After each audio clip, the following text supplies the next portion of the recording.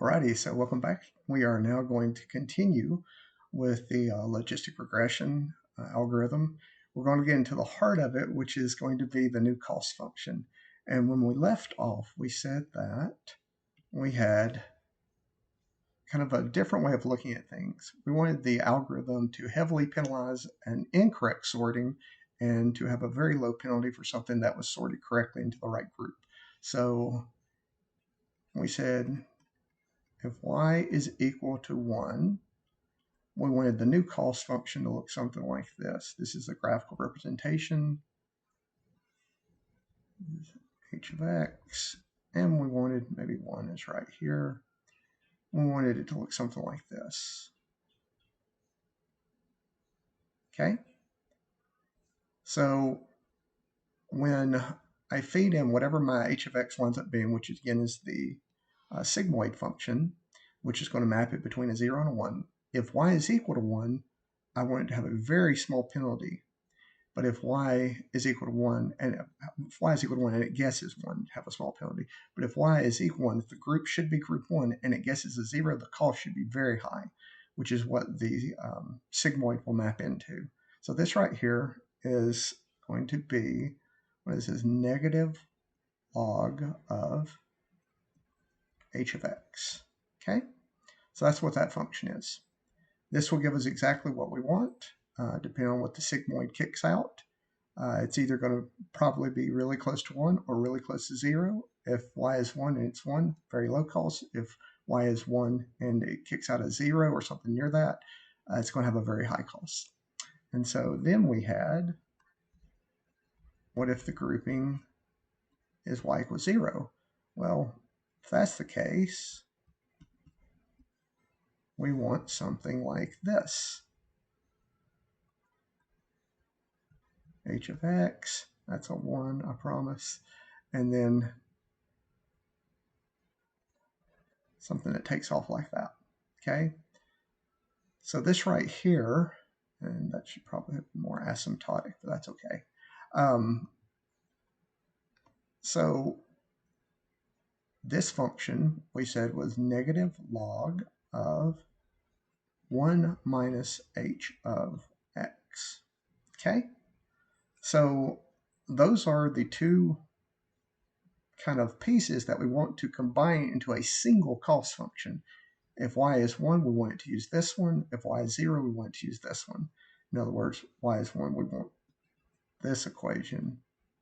And if y is 0, we want to use this equation. Okay? So I need some way of combining these equations in a super clever way. And turns out, this is one of my favorite things in mathematics that you're about to see. You can combine them all into a single expression, complete with the y0, y1 pieces.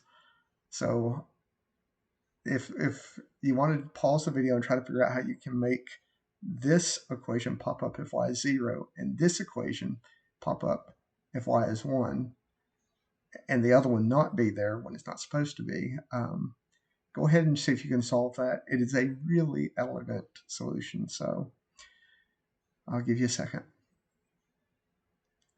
Alrighty, we're going to move on. We go to the next slide. It's going to, actually, you know what, I'm going to just write it out and then I'll go to the next slide. So the way that you combine these two pieces with these two conditions is the new cost function. This isn't the full cost function exactly, but it's where we're going to start with. It's negative y times the log of h of x minus 1 minus y times the log of 1 minus h of x. Okay? Let's see what happened here. If y is 1, I want this equation to be used. If y is 1, 1 minus 1 goes to 0. This piece doesn't exist, and we just have this equation right here. 1 times that, which is just that, and the negative sign is included. Okay, if y is 0, this whole piece goes to 0. Y right here is a 0. So we wind up with negative 1 times that, which is exactly what we have right here. I hope you're impressed by that. That is so elegant. So now we get to code all this. Let me actually go to the next slide. And there we go. So now you can see it in nice typed out form. So we could code this all up. That's totally fine. And by the way, I should also mention that this right here, this is the real log likelihood. These are the bits, the two pieces of the log likelihood function. This is the actual log likelihood right here. So that's good to know that that's the real log likelihood. Now, it turns out that this cost function is convex. So if we had a very simple, one-dimensional feature space, it would, or even two-dimensional, it would be guaranteed to find the global minimum. Once you get to the higher dimensionality, you start running into some issues, but it's still a much better cost function than trying to just rehash the linear regression cost function. Now, this right here is not exactly what we're looking for, right? What we're looking for, this is just the cost function. We don't actually use the cost function in our algorithm, in our code. What we use is the partial derivative of the cost function within gradient descent. So let me go ahead and rewrite this form in the form that you'll see inside the gradient descent. So let me clear this. I'm just going to erase what's up here on the top so I can keep what's on the bottom so I can copy it, because I don't want to mess it up. So the actual cost function is going to look like this. And this should look very familiar. Because this right here is for a single example. We need something that's going to give us a cost over all of the features. So j of theta is equal to negative 1 over m summation I from 1 to m of this thing right here, except now we've got the negative sign pulled out, so this is just going to be y times log of h of x plus, since the minus sign has been pulled out, plus 1 minus y times the log of 1 minus h of x. Okay? So that's our new cost function right there. And we're going to be using it in the context of our gradient descent algorithm, which is theta sub j. The new theta gets the old theta sub j minus alpha times the partial derivative of j with respect to theta sub j. Okay? Now, this gradient descent algorithm is going to go through every single one of the j. So it's every single one of the features has a parameter that's attached to it, the thetas, the weights. And so it's going to go through every single one of those and then zero in on the correct weights that result in the best sorting it can find for the two categories. Okay? Now, the other difference is, actually, before I go to the difference, let me talk about similarity. We also learned in the last, when we were doing the multivariate linear regression, that we're not going to be assigning straight to theta j. We're going to be assigning to temp sub j, and then we'll go through all of the temp assignments to the new thetas all at once in blocks. So all of this happens in a block, and then all of this happens in a block. Alrighty, so notice the other difference up here is that I don't have the 2 in the denominator. That's because we don't have it's not the MSE anymore. It's not a squared function that when I take the derivative, the 2 will cancel. So I don't have to put the 2 in for this cost function. But now we need to take the partial derivative of this cost function with respect to theta j. Do you see any theta j's up here? I don't see any theta j's up here. Where are the theta j's? The theta j's are hidden. They are inside our hypothesis functions. Okay, and our hypothesis function looked like this. It's 1 over 1. Gosh, is that plus or minus? It's got to be minus, right? I think. Make sure. Gosh, it's plus.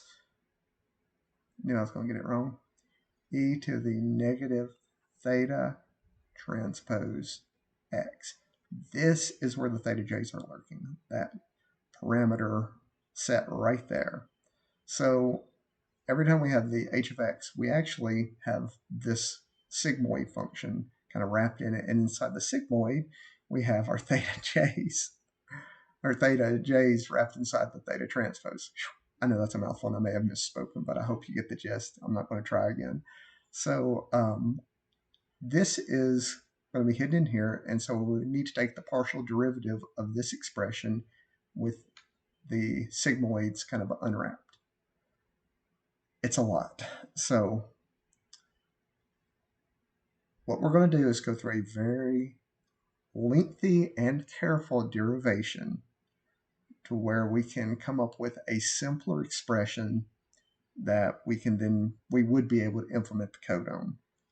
I don't want to think about doing this in the form it's in. So buckle up. The derivation we're about to do is very long, but it is stunning in its elegance. I really hope you like it. It is like, it's in my top 3 things I've ever seen in math that I never expected the result that we get. Alrighty, I know I say top whatever's a lot, but I really, really love math, so I probably am a little bit over enthusiastic. So here we go. Let me bring up the actual derivation. Okay, there we go. That is now up. Oh, let me clear the blackboard so it's not a bunch of stuff in the background. Alrighty. So we're going to walk through this one step at a time. So here we go. So we start off, we have this cost function right here, one that we just derived on the blackboard. And the only changes is that I've now included, instead of just y and x, it's yi, xi, which means that every single one of the ones for the different training examples are included. Alrighty, so here we go. Let's go to the next stage.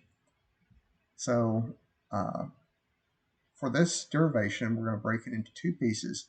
First piece is going to be this log right here. Second piece is going to be the log right here. So let's work on this first log first. So here we go. I'm going to take this log and I'm going to now expand the h of x into the actual sigmoid function. Now notice there isn't a little transpose up here with this theta. I just didn't want to write theta transpose, the little t over and over and over again, because it's kind of, it's almost, you can assume that it's there. It's not that I shouldn't say that it's implied. It's just that when I see theta x, that it kind of implies that there's a theta that goes with each one of the individual x's, and you get that by the theta transpose x. So there's a little tiny t for all the theta xi's. It's just I'm not showing that. It made, when I actually wrote it in, it made the little fraction look really strange. So we're just going to assume that t is there. So anyway, so I expand out the actual sigmoid function here, and then I can rewrite it in exponent form. Since this piece is in the denominator, I can rewrite it as that piece to the negative first power. And then I can use the property of logarithms and take the exponent and move it to the front of the log. So this is what we wind up with for the blue piece. All right. Now for the orange. So I do the exact same thing. I expand the h of x into the sigmoid function. And now I've got going from this step to this step, I've got a 1 minus the sigmoid. And what I want to be able to do is to combine these two terms into a single term, so I need a common denominator. So the 1 becomes 1 plus e to the negative theta transpose xi, and so over the same thing. And now they have the same denominator, so I can combine these. So 1 minus 1, the 1's cancel, and I'm left with e to the negative theta transpose xi over 1 plus e to the negative theta transpose xi. Okay, so I've got the log of that. Now, one of the other properties of logs is that I can rewrite a quotient as a difference of logs. So this is the log of the numerator minus the log of the denominator. And the last thing I can do is, since this is a log, and by the way, this is the natural log. Gosh, I can't remember the last time I used log base 10 in anything other than pre-calculus, somewhere around there. Y'all know, log base E is definitely the more common of the two. So when I have log base E, that is being applied to the exponential, they're the inverse functions of each other, so they in effect cancel, and I'm left with just negative theta transpose xi minus the second term right here. So this is what I got for blue, this is what I got for orange, and so now I can rewrite it, what I had up here, as what I have right here, where I just substitute the final forms in for the original forms. And so this is what we have. Okay, so let's start with that. Now, I know so much. Let's go to the next step. We have this ready to go. Next thing I want to do is I want to distribute this 1 minus yi through here. So I'm going to multiply 1 by it and get itself, and then I'm going to multiply, I'm going to have plus y times this second piece, where the negative 1 times that, 1 times, sorry, I'm doing it in my head. Yeah, that's correct. I had to think for a second. Where did the plus sign come from? Where did the negative sign disappear? Well, if I'm distributing this negative y and it multiplies by this negative log, the two negatives cancel, and that's why I get the positive right here. So in effect, what I did was I distributed the 1 already, and then I'm ready to distribute the y and send it through. I get lost in my own derivation. Alrighty, so now I'm just going to distribute the y through. And so we have this right here, ready to go. Now something interesting happens because I have, if you look carefully at what's left, I've got negative yi, and then the log, and then I've got positive yi in the exact same log. So these two pieces are going to cancel. Now that I've expanded everything out, I wind up with a beautiful cancellation, and when I do that, all I wind up with is the interior piece right here, and I've got the interior piece without the parentheses anymore, just because they're not needed. So negative theta transpose of xi minus the log of the 1 plus e to the negative theta transpose of xi, and then plus yi theta transpose of xi. So the only thing that survived are these three terms right here. So from here to here. So that's what we have here.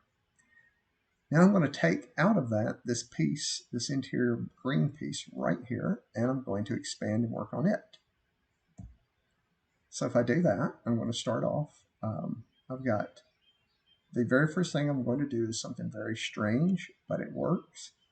Since the log and the exponentials are inverses of each other, I can, out of thin air, apply the log on the exponential of whatever my piece is, because the natural log applied to the exponential is, in effect, a 1.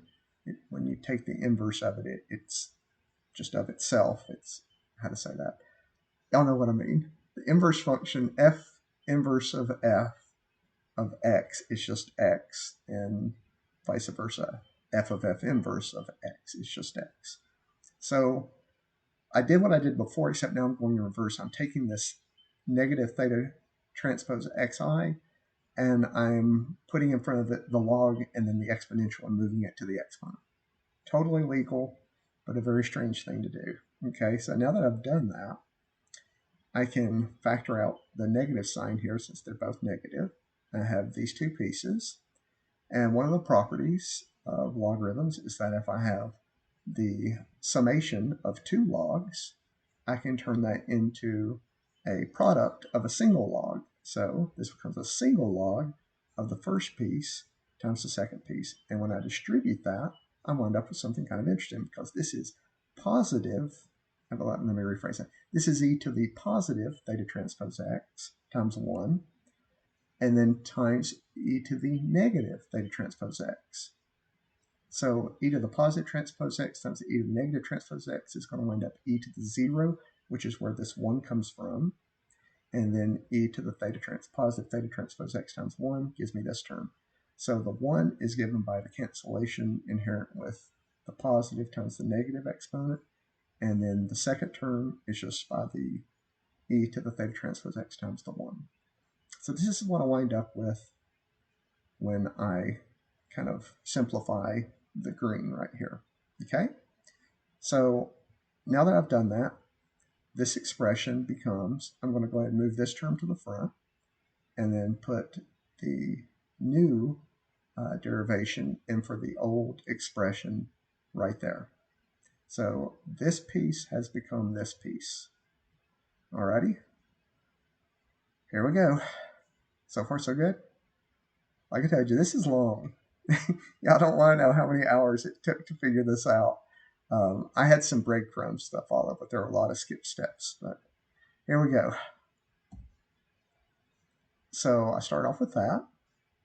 Now, next thing I want to do, oops, have I just completely hit the mouse?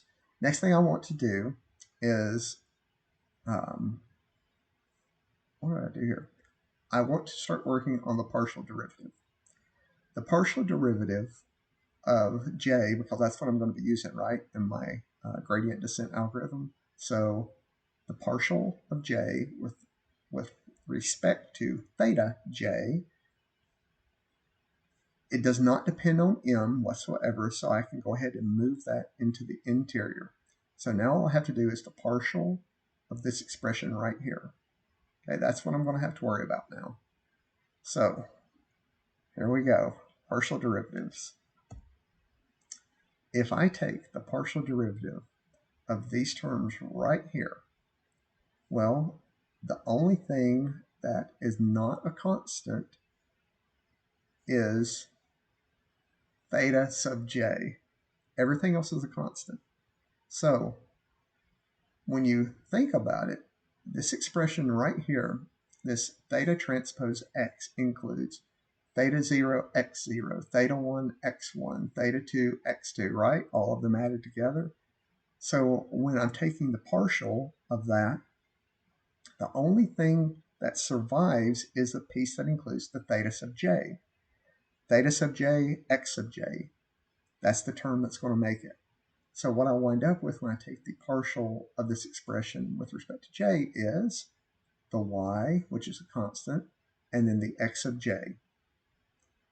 And then the theta sub j is not included because the partial of itself is just a 1. So I have these two constants times the 1, and the 1 doesn't matter. So the partial of this, you have to be really, really clear with this. This is theta transpose x, which includes all of the thetas and all of the x's, but the only one that survives is the one that included theta sub j, which is this x sub j term right there. All right, so this is what I get for this piece. Now, if I take the partial derivative of the derivative of a log, the derivative of the log of u is u prime over u, right? The partial derivative of the log of u is exactly the same, except now the only thing that survives is going to be anything that has the j term, the theta sub j in it, okay? So here we go. U prime, the derivative of this piece right here, is going to be, it's going to kick in a chain rule. It's going to be this piece untouched times the derivative of what's up here in the exponent. The derivative of theta transpose x with respect to theta j is just x of j. That's where this term comes in right here. So it's the derivative of this top. This is my u prime I'm working on. It's going to be this piece untouched times the derivative of the exponent of that piece with respect to theta j, which is just x of j, over u untouched. So this is u prime, these two terms right here from u prime, and this is u.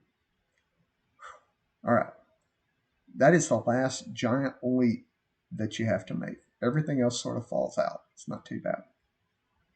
Getting thirsty talking so much, so I can tell you. So let's go to the next step. Now, for the next step, what I'm going to do is something kind of odd. I'm going to multiply this term right here by a 1, but the 1 is going to be in the form of e to the negative theta transpose x over e to the negative theta transpose x. Okay, if I do that, I'm going to wind up with e to the 0 on top, which is 1. I'm going to wind up with e to the negative theta transpose x for multiplying it by the 1 here. And then when I multiply that by e to the positive theta transpose x, I get another 1.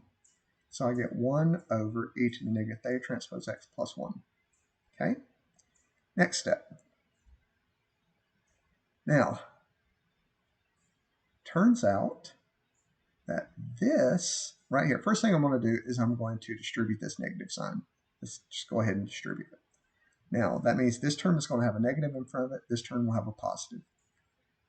Notice this term right here is the actual sigmoid function with theta transpose x thrown in for the argument. This is our h of x right there. Okay? So if that's the case, I can rewrite this as, since this is a positive x of ji times h of xi, and then minus these two terms. Okay? Ready?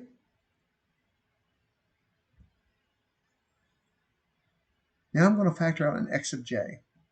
When I factor out this x of j from both terms, I get 1 over m summation I from 1 to m of h of xi minus yi times x of ji.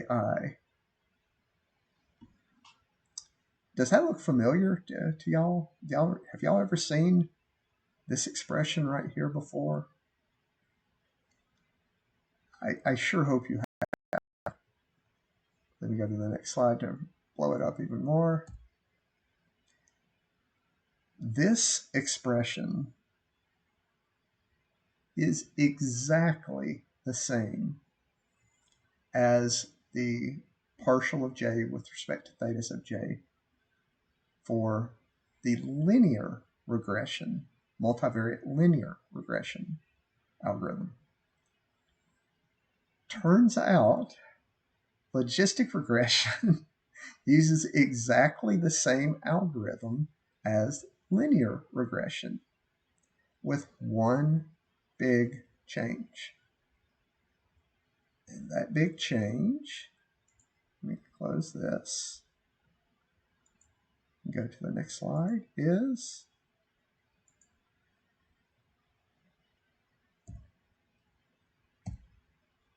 there we go. Our h of x's are different. Okay? When we had, for the linear regression, h of x, that was just theta transpose x, right? But for logistic, our h of x is the sigmoid function with this fed in, 1 over 1 plus e to the negative theta transpose x. This is the only difference. So, but you just watch the transformation. So you know that it was legit. It was not something that is I waved my hands or anything on. This change by using sigmoid winds up incorporating the log likelihood function, which means it's going to heavily penalize an incorrect guess and give a very small cost for guesses that are correct. And it's also not finding the best fit for the data, it's finding the best fit for the decision boundary that will divide the data into two categories. All of that is going on behind the scenes, but it's using exactly the same algorithm, the same component for the gradient descent algorithm. I hope y'all enjoyed that. That's just so beautiful. There are no words for how beautiful that is. Um, so, like I said, it's right up there, top three, top two, whatever you want to say, things I've ever seen in math. That it worked out as nicely as it did. Alrighty, that is about it for today. I hope you enjoyed it, and I will see you soon with some code. We're going to run through some logistic regression code and look and see uh, what it predicts about the Titanic. Y'all have a good one. Bye bye.